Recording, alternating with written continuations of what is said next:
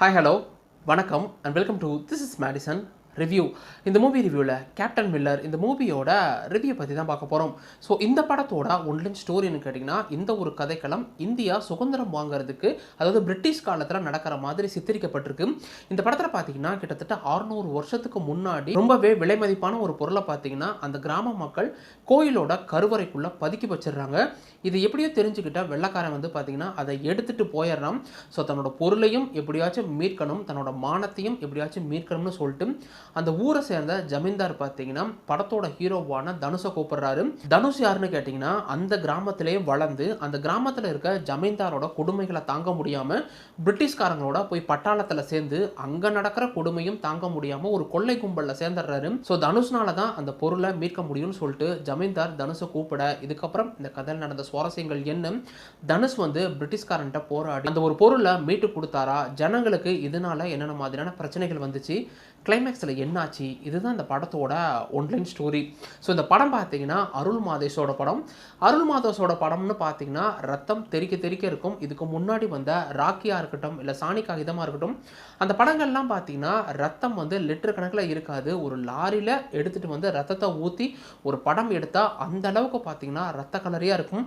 So இந்த படத்தில் அந்த மாதிரி சில விஷயங்கள் இல்லாதது ஒரு ஆறுதலான விஷயமா இருந்தாலும், சாணி காகிதத்திலேயோ இல்லை ராக்கிலேயோ பார்த்தீங்கன்னா பெருசாக ஸ்டோரின்னு ஒன்று இருக்காது. ஆனால் இந்த படத்தில் முடிஞ்ச அளவுக்கு இதுக்கு முன்னாடி வந்த ஒரு ஸ்டோரியாக இருந்தாலும் அதை முடிஞ்ச அளவுக்கு இவங்க மேனேஜ் பண்ண ட்ரை பண்ணியிருக்காங்க.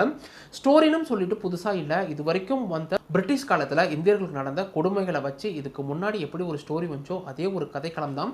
ஸோ ஸ்டோரி தான் இப்படி இருந்தாலும் ஸ்க்ரீன் பிளேல ஏதாச்சும் ஒரு விஷயம் இவங்க புதுசாக பண்ணியிருக்கலாம். ஆனால் ஸ்க்ரீன் பிளே பார்த்தீங்கன்னா அந்தளவுக்கு என்னை பொறுத்த வரைக்கும் ஒர்த்தபுளாக இல்லை. படம் கிட்டத்தட்ட 2.5 மணி நேரம் போகுது. ஆனால் 2.5 மணி நேரம் என்னை பொறுத்த வரைக்கும் லேக் இல்லைனாலும் படத்தில் பார்த்தீங்கன்னா பெரிய சுவாரஸ்யம் எங்கேயுமே இல்லை.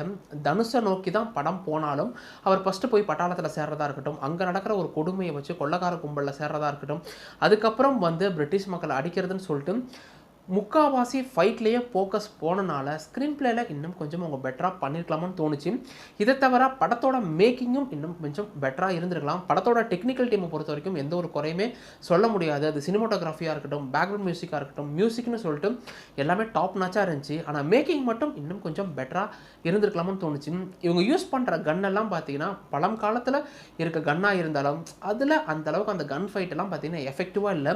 ஆனால் இன்டர்வலில் வரக்கூடிய ஒரு ஃபைட் சீக்வன்ஸாக இருக்கட்டும், இல்லை கிளைமேக்ஸ் ஃபைட் சீக்வன்ஸ் சொல்லிட்டு அந்த ஸ்டன் கோரியோகிராஃபிலாம் பார்த்தீங்கன்னா ரொம்பவே நல்லா இருந்துச்சு. இதை தவிர படத்தில் நடித்தவங்களோட எல்லாரோட பர்ஃபார்மன்ஸுமே நல்லா இருந்துச்சு. இது ஒரு பேன் இண்டியா படம்ன்றனாலே என்னன்னு தெரியல, சிவராஜ்குமாரையும் கூப்பிட்டுருக்காங்க. அவர் வரக்கூடிய அந்த ஒரு 3 சீக்வன்ஸாக இருந்தாலும் ஒரு பாட்டுக்கு வருவார். முடிஞ்ச அளவுக்கு அவரும் பார்த்தீங்கன்னா நீட்டாகவே பர்ஃபார்ம் பண்ணி கொடுத்துட்டு போயிருக்காரு. இதை தவிர படத்தில் பார்த்தீங்கன்னா நிறைய சினிமா லிபர்ட்டியாக இருக்கட்டும், இல்லை லாஜிக் மிஸ்டேக்குன்னு சொல்லிட்டு நிறைய எடுத்து வச்சிருக்காங்க. படம் பார்த்தீங்கன்னா ஜம்ப் கட் மாதிரி அங்கங்கே மூவ் ஆகி போய்கிட்டே இருக்குது. இதில் சில ஜாதி ஏற்றத்தாழ்வுகளும் பேசியிருக்காங்க. இருந்தாலும் பார்த்தீங்கன்னா படம் அங்கங்கே ஜம்ப் கட் மாதிரி போய்கிட்டே இருக்குது. டக்குன்னு பார்த்தீங்கன்னா அவர் ஒரு ஊரில் இருப்பார், அடுத்த நாள் பார்த்தீங்கன்னா தன்னோட சொந்த கிராமத்துக்கு வர மாதிரி சில ஜம்ப் கட்ஸான விஷயங்கள்லாம் இருந்துச்சு. தனுஷ் நடக்கிற விஷயத்தையே பார்த்தீங்கன்னா முக்கால்வாசி போட்டுக்கிட்டே இருந்தாங்க. அதுவும் ஏன்னு தெரில. இதில் வந்து பார்த்தீங்கன்னா ஜமீன்தார் அந்த ஒரு கிராமத்தை அங்கே இருக்கிற மக்கள்லாம் விரட்டி விட்டுட்டு அந்த கிராமத்தை தன் எப்படியாச்சும் அபகரிச்சுக்கணும்னு நினைப்பார். வெள்ளைக்காரனும் பார்த்தீங்கன்னா இந்த இடம் எனக்கு ரொம்ப பிடிச்சிருக்கு, நானும் அபகரிச்சுக்கணும்னு நினைப்பான். அப்படி அந்த ஒரு கிராமத்தில் என்ன தான் இருக்குது, செழிப்பான வளமையான எந்த ஒரு வயல்களும் இல்லை. அது எதுக்கு இந்த ஒரு எப்படி சொல்கிறது, அந்த கிராமத்துக்காக எதுக்கு இவங்க அடிச்சுக்கிறாங்கன்ற அந்த ஒரு பேக் ஸ்டோரியும் பார்த்தீங்கன்னா தெளிவாக சொல்லப்படலை.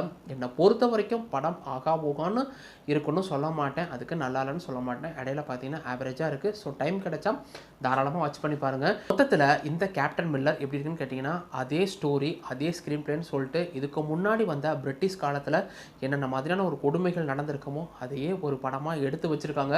என்னை கேட்டிங்கன்னா டெக்னிக்கல் டீமை பொறுத்த வரைக்கும் எந்த ஒரு குறையுமே சொல்ல மாட்டேன். சினிமோட்டோகிராஃபியாக இருக்கட்டும், ஸ்டன் சீக்வன்ஸாக இருக்கட்டும், ஃபைட் சீக்வன்ஸ்னு ரொம்பவே நல்லா இருந்துச்சு. பட் கன் சீக்வன்ஸில் இன்னும் கொஞ்சம் ப்ராப்பராக மேக்கிங் பண்ணியிருக்கலாமோன்னு தோணுச்சு. நான் முக்கால்வாசி சீக்வன்ஸ் கன் சீக்வன்ஸாக இருக்கும்போது அதில் இன்னும் கொஞ்சம் கான்சன்ட்ரேஷன் பண்ணியிருக்கலாம். இதை தவிர பார்த்தீங்கன்னா நிறைய லாஜிக் மிஸ்டேக்கும் இந்த படத்தில் நிறையவே இருக்குது, சினிமா லிபர்ட்டியும் நிறையவே இருக்குது.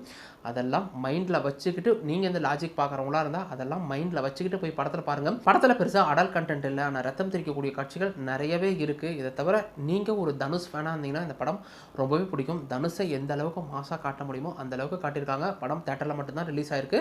ஸோ வாய்ப்பு கிடைச்சா ஒன் டைம் வாட்ச் பண்ணி பாருங்கள். இந்த வீடியோ பிடிச்சிருந்தா வீடியோ லைக் கொடுத்துருங்க, சப்ஸ்கிரைப் பண்ணுங்க. பண்ணிட்டு பக்கத்தில் அந்த பெல்லைக்கான கிளிக் பண்ணிங்க. இன்னொரு வீடியோ உங்களுக்கு பார்க்குறேன். அது வரைக்கும் என்ன கராராக இருங்க, உஷாராக இருங்க. எப்போவுமே மேடிசன் ரிவ்யூ பார்த்துட்டே இருங்க.